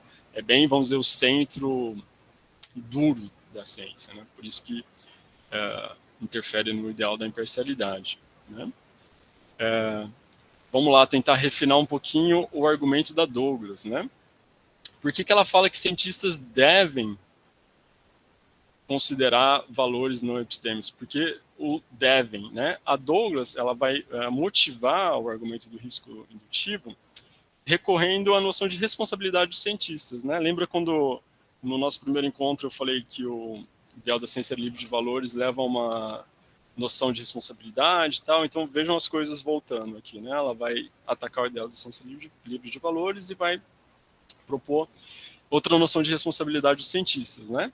Ela vai dizer que cientistas são pessoas, ela até brinca com isso, né? Que cientistas são pessoas como quaisquer outras pessoas, e que então eles têm responsabilidade quanto às consequências intencionais e não intencionais dos erros das suas ações, né? Aceitar uma hipótese é um tipo de ação para ela, é uma ação também, quando se aceita uma hipótese, né? E aí ela vai utilizar essas categorias de imprudência e negligência, né? Que vem principalmente de discussões sobre responsabilidade moral e discussões no direito, né? Tem um pessoal do direito que estava acompanhando o curso e tal. Mas a ideia é que uma pessoa qualquer imprudente, se ela impõe um risco injustificável a si e a outro, mesmo sabendo que esses riscos são injustificáveis, e uma pessoa seria negligente se ela impõe semelhante risco a si ou a outros, mas ela não estava ciente desse risco, embora ela devesse estar, né? Então, a ideia da Douglas é que cientistas eles têm que analisar essas consequências, ver e usar juízos de valor para pesar qual consequência é pior, as consequências de erros, né? E aí mudar o padrão de suficiência de evidência conforme isso, sob pena de ser imprudente ou negligente, né? Então, se eles não fizerem isso, eles não estão deixando de conformar alguma norma científica, alguma coisa assim. Não, é uma prescrição que ela deriva da responsabilidade dos cientistas enquanto pessoas em geral, né? Eles devem fazer isso, considerar as consequências não intencionais dos erros, né? Ao definir padrão de evidência para alguma hipótese, sob pena de ser imprudente ou negligente, de impor riscos injustificáveis a outros, ou de não conseguir estar ciente deles porque não conseguiu considerar esses erros, né? As consequências desses erros, né? Esse dever da Douglas não vai ser um ônus excessivo, né, uma carga para cientistas por 3 motivos, né? Para ela, cientistas eles conhecem melhor que ninguém as incertezas de seus próprios trabalhos e assim vão estar numa posição privilegiada para avaliar as consequências dessas hipóteses. Essa responsabilidade ela pode ser auxiliada por painéis de ética ou mesmo pela assistência do público em geral, se a gente pensar naqueles modelos, né, de interação com cidadãos, como as conferências de consenso e tal. Por painéis de ética é interessantíssimo, porque dá mais empregos para filósofos, né? Então é uma proposta interessante nesse sentido também. E, por fim, a ideia dela é que cientistas eles não sejam responsáveis por todas as consequências das alegações, mas somente aquelas que são razoavelmente previsíveis pela comunidade científica em determinado momento, tá? Por isso que no argumento dela está consequências não epistêmicas previsíveis. Ela qualifica, né, o argumento do risco indutivo. Tem que ser previsível. Se não for previsível, aí não tem como responsabilizar determinado cientista porque agiu como imprudente ou negligente, tá? Então essa qualificação que ela traz. Mas bom, se então valores podem ter papel num momento tão interno da ciência, né, que ela vai propor para, de novo, garantir a objetividade científica, né? É importante primeiro ressaltar, pessoal, que a Douglas, pelo menos nesse livro de 2009, ela divide valores em 2 tipos, e aí ela coloca esse terceiro termo, né, dos critérios epistêmicos.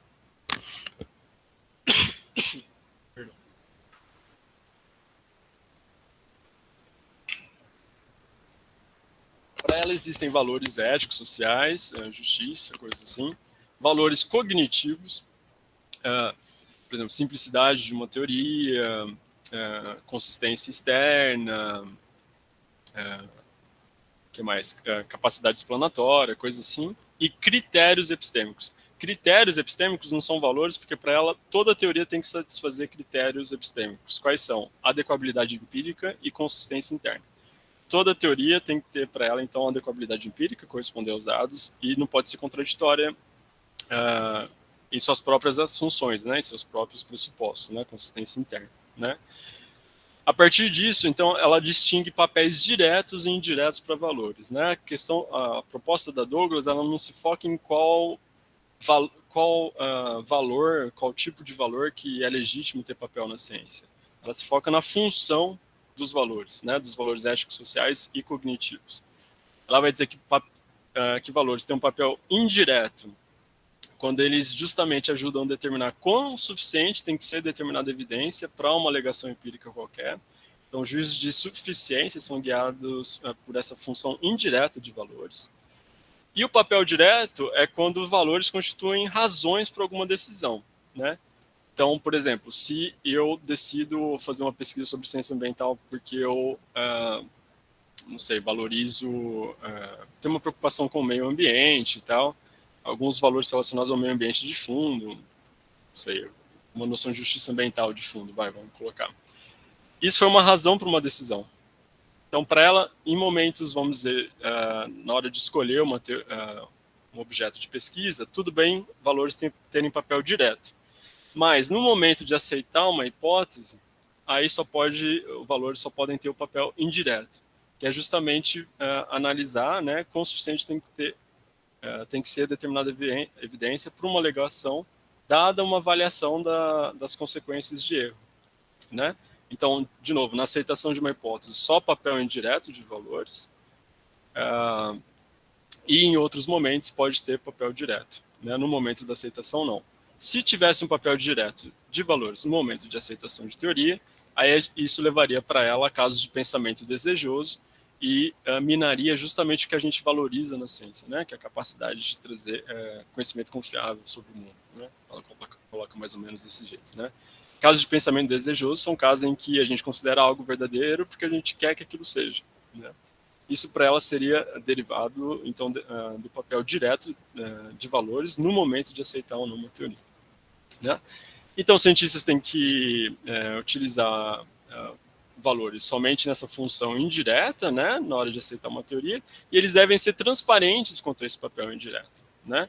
Então, para ela, cientistas devem comunicar, tanto dentro de grupo de pesquisa, na parte de metodologia dos artigos, coisas assim, por que eles, não sei, variaram o nível de significância científica de um teste, né?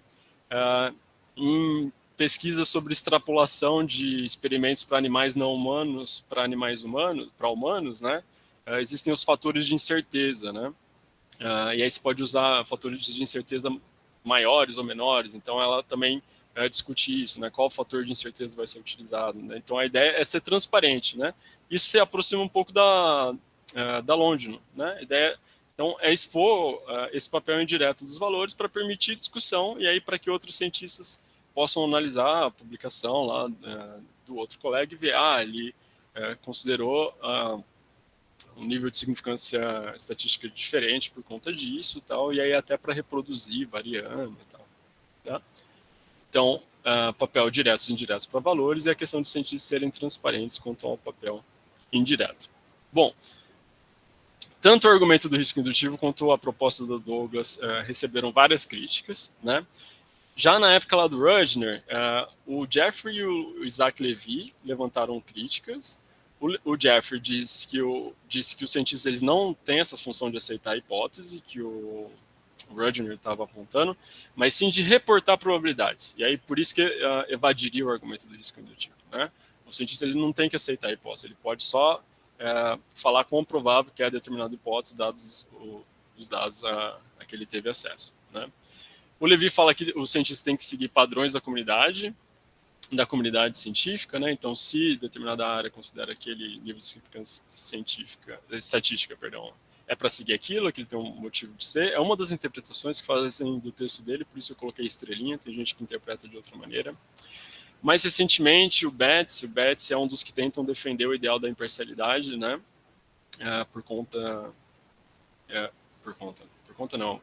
Dialogando com o argumento do risco indutivo. E ele fala que cientistas podem condicionalizar suas informações, né? A ideia é que de criar afirmações condicionais mesmo, né? Se você assume esse tipo de valor, considera esse padrão de evidência, então a conclusão do resultado é isso. Se tananã, a conclusão é outra, né? E aí, fazendo essas condicionais, eles não estariam, então, tendo um papel de valores no momento de aceitar ou rejeitar hipóteses, né? E aí eles poderiam passar para formulador de políticas públicas essas afirmações condicionais, ou deferir, né? Passar para outras pessoas o ônus, o cargo de fazer esses juízos de valor sobre quão suficiente tem que ser a evidência. Tá? É uma das defesas dele. O Gabriel Contessa, mais recentemente, falou de uma espécie de cascata precautória que pode derivar da adoção do risco indutivo. Então, a ideia é que, vamos supor que a gente tem um laboratório, fez uma pesquisa, a gente mudou o nível de significância científica, a gente aumentou aquele alfa, preocupado principalmente em minimizar falsos negativos e não deixar tão alto quanto é a prática comum. Isso pode, vamos dizer, reduzir, né? Isso reduz o padrão de evidência para aceitar algo. A gente faz isso. Então, a gente já reduziu aqui no nosso grupo. Vamos supor que uma sociedade da nossa área está avaliando, né, as pesquisas dela, a nossa, e aí tem outras pesquisas que adotaram isso também, e também essa sociedade vai adotar uma avaliação do risco indutivo de modo a relaxar os padrões de evidência para aceitar algo, que eles também estão preocupados com a possibilidade da gente estar perdendo, né, alguma afirmação verdadeira sobre a toxicidade de alguma substância, né, um falso negativo. Então a gente tem um relaxamento aqui no nível individual, numa sociedade, e aí depois, vão dizer, num país, fazendo alguma política pública, eles decidem também avaliar riscos indutivos dessa maneira, né. Aí tem uma espécie de efeito de cascata, né, do nível individual, da sociedade científica, e aí para a política pública, todos relaxando padrões de evidência. Aí o efeito combinado disso pode ser um padrão de evidência muito baixo, e aí medidas que seriam desnecessárias, né? Medidas restritivas em relação a algumas substâncias que seriam desnecessárias porque foi rebaixado o padrão de evidência para aceitar alguma hipótese desde o começo e aí em sequência por vários níveis diferentes, né? Essas são algumas críticas que são feitas ao argumento do risco indutivo. A Douglas responde, ela aborda várias delas, né? E aí se responde satisfatoriamente ou não, isso é algo que eu gostaria de deixar para que vocês possam pensar e procurar mais depois, né? E aí há outros autores que também têm se debruçado em responder essas objeções ou mesmo reformular o argumento do risco indutivo, utilizando outras noções até, tentando captar mais coisas que o argumento inicial da Douglas, tá? Mas ele é considerado, o argumento da Douglas, o central nessa discussão. Bem? Então essas são algumas das críticas principais do argumento do risco indutivo, e aí a própria proposta da Douglas também ela foi criticada, né? O Eliot, uma das críticas que ele faz, né, que ela seria uma tarefa difícil de implementar na prática, né? Como que a gente sabe se o cientista está em uma determinada pesquisa está ocorrendo ali um papel indireto na aceitação de hipóteses ou não? indireto de valores na aceitação de hipótese ou não, como que a gente discrimina isso, né? A Douglas fala para perguntar para um grupo de cientistas qual a evidência que poderia mudar a opinião deles, né?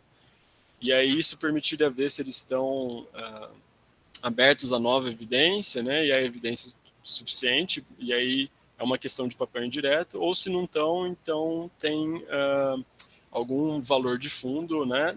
Ocorrendo na função direta que está bloqueando eles aceitarem alguma hipótese que seja contra esse valor que eles têm, né? Então ela vai criticar a ciência nazista nesse sentido, né? O caso do Lysenko nesse sentido era um papel direto de valores ali que estava sendo problemático. Se fosse indireto,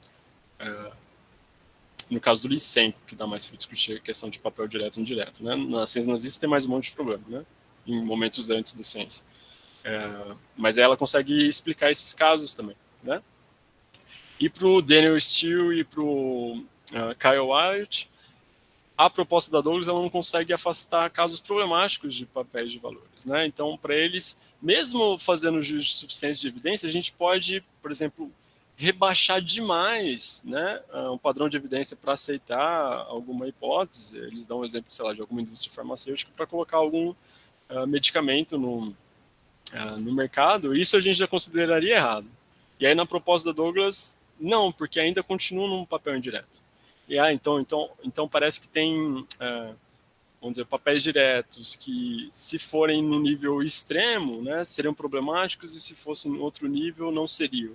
Então a gente precisaria de um critério adicional a papel direto e indireto para poder discriminar esses casos, né? A proposta dela seria insuficiente para lidar com eles, tá? Outras críticas foram dadas. O Elliott tem outro artigo de 2013 que ele nota uma certa ambiguidade nessa distinção da Douglas e tal, mas também é uma proposta que continua sendo discutida, uma proposta alternativa ao ideal da ciência livre de valores, e que visa resguardar a objetividade científica também, não no sentido de neutralidade de valores, mas o que a Douglas vai chamar de um certo distanciamento das teorias que a gente está investigando, que é importante, e não neutralidade de valores, né? É um distanciamento que impede casos de pensamento desejoso, mas neutralidade de valores, imparcialidade no caso da aceitação, para ela não só não é desejável, não só não ocorre para ela, mas como não é desejável por conta daquele argumento da responsabilidade dos cientistas, né? Ela está explicitamente propondo, a tese dela é normativa, né? Cientistas devem fazer isso, né? É desejável que façam, né? Sob pena de serem imprudentes e negligentes. Não é um argumento de que valores podem estar presentes, eles têm que fazer isso, né? Certo. Então, isso sobre a Douglas e o argumento do risco indutivo, tentando ver se eu deixei passar alguma coisa aqui. Ela, além dessa noção de objetividade como distanciamento, né, ela resgata 8 significados diferentes de objetividade, e aí mostra que a proposta dela não mina esses 8 diferentes, né? Objetividade de processo, objetividade de ser fiel a um objeto, né? Tem várias noções de objetividade científica, e ela fala que nenhuma dessas é reduzível a uma só, né? Mas que também nenhuma delas é afetada pela proposta dela, tá? Bom, pessoal, terminando,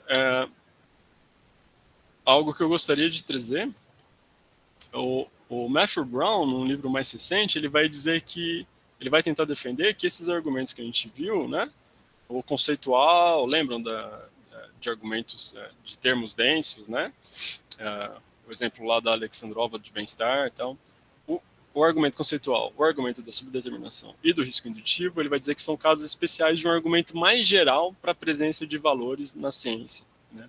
Ele vai chamar o argumento da contingência. Eu não consegui traduzir, mas o argumento diz mais ou menos o seguinte, né?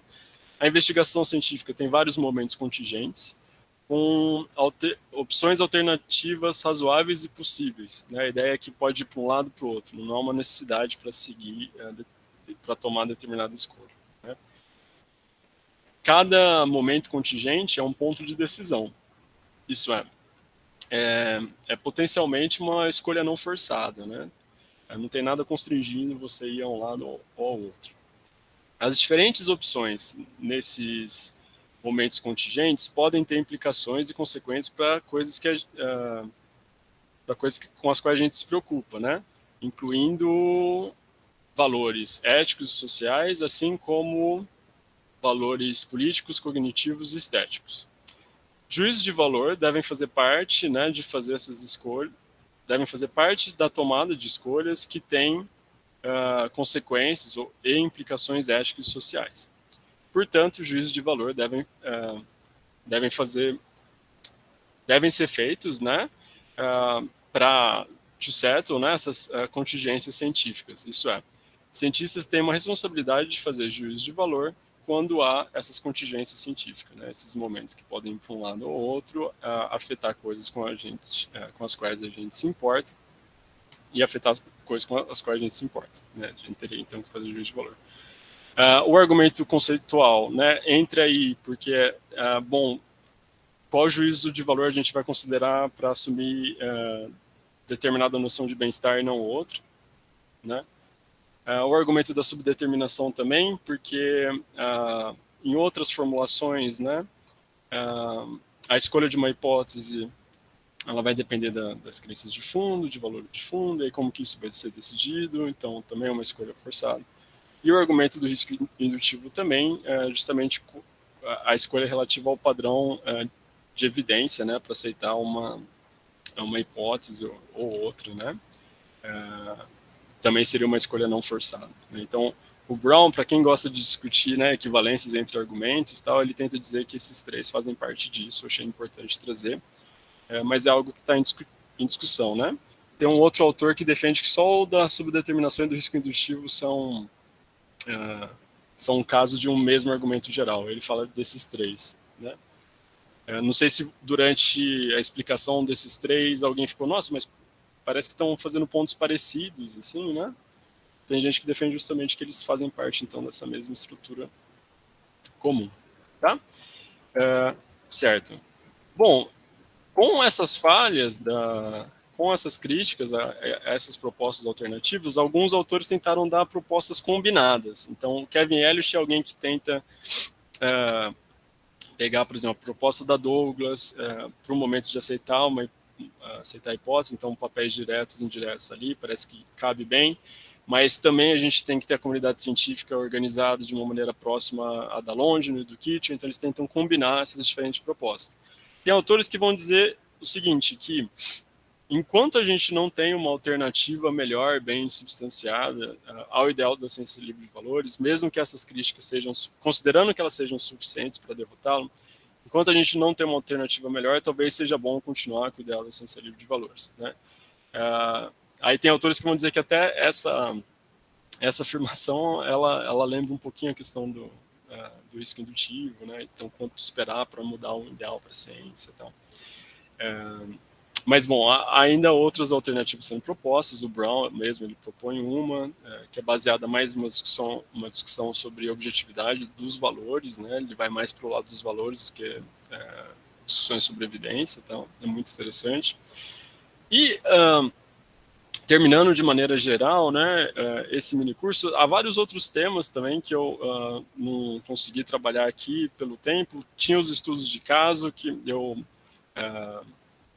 acho que eu sobreestimei o quanto eu conseguiria dialogar com vocês aqui, e não dá, né, para desenvolver todos esses temas e ainda chegar nos estudos de caso, enfim, eu pensei errado, né, então não consegui abordá-los, mas eu vou colocar algumas referências sobre valores e ciência na pandemia, hesitação vacinal, tem discussões sobre isso, e o caso Birajara.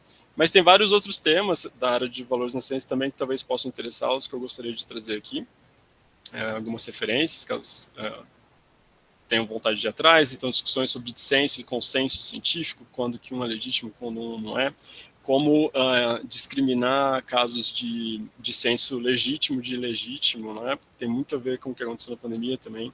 Eu passei brevemente sobre conflitos financeiros de interesse, pensei que era algo que daria para falar mais, não deu. Aí eu deixo aqui uma das referências sobre confiança epistêmica E sobre conhecimento tradicional, tem esse artigo que saiu recentemente do Charbel Ohane, da Luana Polizelli e do David Ludwig. Os dois primeiros são brasileiros, são excelentes pesquisadores dessa área também, recomendo ver as publicações deles. E eles trabalham com uma comunidade de pesquisadores na Bahia, estão investigando justamente questões de filosofia da ciência, etnobiologia, e aí, enfim, tem muita discussão legal para quem se interessa sobre conhecimento tradicional, conhecimento indígena. Eles têm vários artigos sobre isso. E o David Ludwig é um autor que eu já mencionei aqui, né? Ele está na Holanda, ele tem um artigo falando que o conceito de espécie é um termo denso, carregado de valores também. Né? Certo. Opa, deixa eu voltar. Bom, pessoal, sobre o mini curso dos encontros, hoje eu corri um pouco mais para dar conta desses temas que eu queria... não queria sair, encerrar o curso sem falar deles, e não queria acabar tão tarde também, né? Mas com esses temas, né, com essas propostas, eu gostaria que vocês tivessem, vamos dizer assim, uma primeira aproximação a essa literatura, para que quando vocês fossem ler, né, não soasse tão estranho alguns termos, alguns nomes, algumas teses, tá? Então, se pelo menos ajudou nesse sentido, obrigado, Ju. Se pelo menos ajudou nesse sentido, assim, eu vou ficar muito feliz, que a minha ideia é essa, né? Era essa, para que vocês pudessem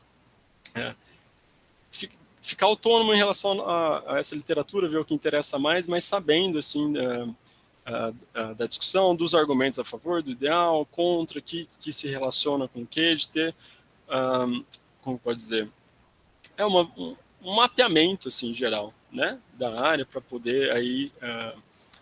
andar onde vocês quiserem nesse mapa e corrigi-lo, né? Principalmente corrigi-lo também, né? Certo. E finalizando, assim, eu só gostaria de fazer um convite, né? O Léo fez uns do NELF, gostaria de fazer um também que vai correr no dia 31 de julho. O Kevin Elliott, que é um desses autores que eu citei, ele vem para o Brasil, para São Paulo e para Salvador. E aí ele vai dar essa palestra no Instituto de Estudos Avançados sobre diversidade científica e ciência aberta.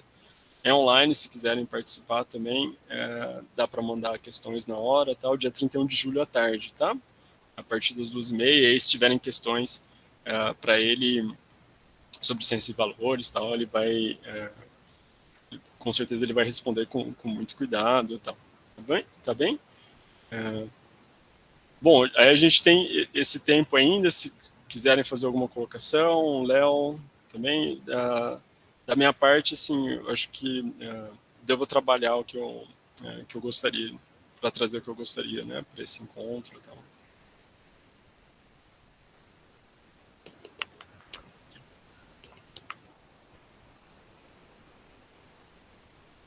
E aí, Pedro e pessoal? Acho que está ótimo. Vamos ver se o pessoal aí, se o pessoal tem mais algum comentário para fazer, senão a gente já encaminha para o encerramento aí. A princípio a gente teria ainda mais alguns minutinhos, então. Certo. Hoje a gente não teve intervalo, não sei se ficou muito cansativo eu falando, mas eu estava com receio de não conseguir... Já não consegui chegar nos estudos de caso, de não terminar esses, principalmente o argumento do risco indutivo, que é mais famoso e tal. Eu não sei, eu sou suspeito de falar, mas eu gostei bastante da exposição e eu acho que apresentar, né, focar nesses dois argumentos ficou muito legal. Você trouxe eles de uma maneira bem clara, né?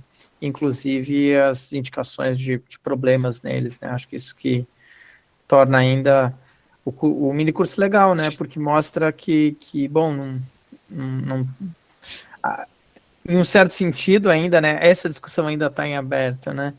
Sim. Embora a sensação que fique é que o lado dos impuristas é mais forte, né? Sim. Tem alguns autores que falam que vem surgindo um consenso, né, contra o ideal da ciência livre de valores, né, então que os impuristas estão mais fortes, mas ainda é um debate que continua em aberto, né, e se tem aquele artigo do Betts, né, o Lacey é alguém também que vai defender o ideal da imparcialidade, né, Há outros autores defendendo, também há cientistas em diálogo com esses autores, também criticando, vendo até onde vai ou não.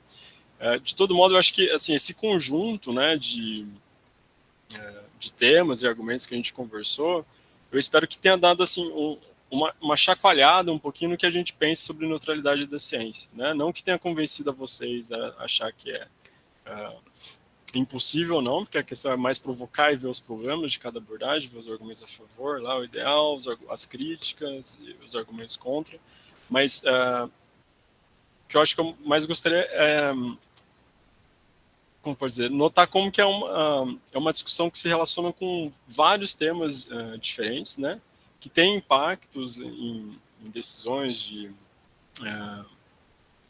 política pública baseada em evidência, essas coisas, né? Opa, a Kelly falou.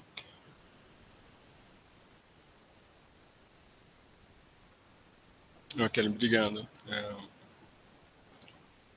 Verdadeiro panorama, isso. E por ter sido um panorama, eu peço desculpas por não ter conseguido, né, adentrar especificamente de uma maneira mais aprofundada em algum deles, né? Mas aí, se vocês quiserem conversar por e-mail, seja lá o que for, fico à disposição. Meu e-mail está no programa do site e tal. Mas espero que tenha acontecido isso, que tenha chacoalhado um pouco, né? Que tenha tensionado, né? As crenças prévias que vocês tinham, que tenha somado com o que vocês já pensavam sobre isso, que tenha aparecido ali temas que ainda não tinham concebido e acharam interessante, ou casos para investigarem futuramente, ou meramente por prazer intelectual, né, de entender uma área nova, uma área diferente e tal, né? Não sei se eu acho que está ótimo e eu acho que a gente pode, inclusive, ir encerrando por aqui, Pedro. Você conseguiu, acho que faço as minhas palavras a da Kelly, né, de que você conseguiu fazer um excelente panorama, né? E, claro, quando a gente faz um panorama, o risco é sempre a gente perder a especificidade, né? Claro, se perdeu uma especificidade, mas você conseguiu manter um rigor muito bom, né, na apresentação dos pontos e jogando, né, para as discussões que se seguem daí, assim. Então, eu estou muito satisfeito, aprendi bastante mesmo, então eu creio que os demais também, né? Vou fazer a leitura aqui do comentário da Arita Ana. Agradeceu pelo compartilhamento dos conhecimentos e ela pediu o material do curso no e-mail, né? Turma de Direito da UEMA precisa fazer um relatório daí sobre isso. Eu acho que você já vem divulgando, talvez, Ana, você coloca o seu e-mail aí, e aí o Pedro, ele encaminha a pasta do Drive, né? Uhum. Ou dá também para colocar a própria pasta do Drive aqui também. Acho que dá para fazer as duas coisas, né? Porque você vai fazer ainda mais uma atualização, né, Pedro? Se eu entendi bem, com os slides, né? Isso, vou colocar os materiais desse último dia, né? E colocar os slides, né? Ótimo. Ótimo. Então, você está com o link à mão aí, Pedro? Vou pegar aqui no meu. Tá a pasta do Drive? Tá, ótimo, obrigado. Eu vou colocar aqui, para quem chegou depois, o endereço aqui do YouTube do NELF, que é onde o minicurso ele será publicado. Então, se inscrevam, ativem as notificações, deixem seus likes. Biscoitagem aqui, mas é importante vocês ativarem as notificações para saberem exatamente quando os vídeos eles entrarem no ar.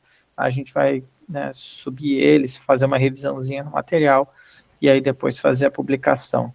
Tá? Bom, Pedro, só tenho a te agradecer.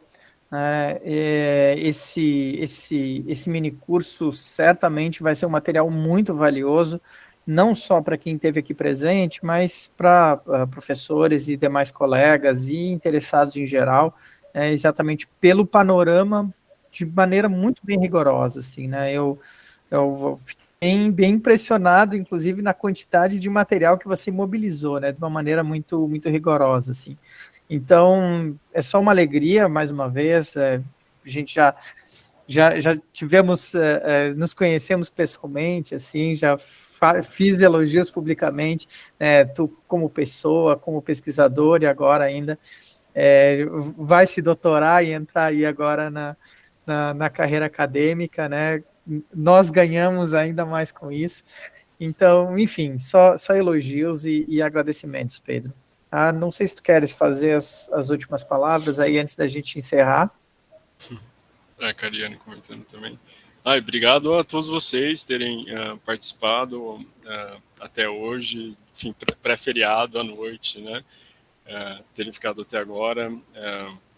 E, Léo, obrigado pela oportunidade, para mim foi muito bom, independentemente da conexão ao curso, preparar assim, os slides para cá e pensar nas interações que estava tendo, me fez repensar bastante coisa, né, desse material que eu tinha. Então, me ajudou muito e me estimulou para dar sequência à ideia do livro também. Eu espero que até o fim do segundo semestre eu acabe, né?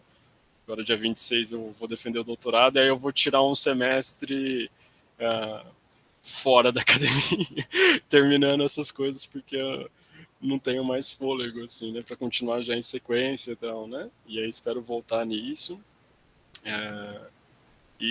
Bom, essas interações me ajudaram muito e, novamente, pessoal, tendo alguma crítica, sugestão, alguma dúvida, entre em contato por e-mail. Fique à vontade para isso, que eu puder ajudar. Eu ajudo no que eu puder, eu indico pessoas mais competentes que eu. Né? Citei vários pesquisadores brasileiros ao longo dessa apresentação, Cláudio Reis, Cristiana, a Natália Manzoni, tem trabalhado com filosofia feminista de ciência, ela está terminando o mestrado aqui em São Paulo também, tem a Patrícia Ketzer, que tem um verbete sobre epistemologia feminista, o Charbel, né? Tem muita gente no Brasil boa nessa área também, e em rede a gente vai se ajudando, né? Só vou colocar o link do Drive aqui, e aí a gente tem que tirar foto. Beleza, só deixa eu encerrar a gravação aqui, e aí a gente faz o selfie coletivo.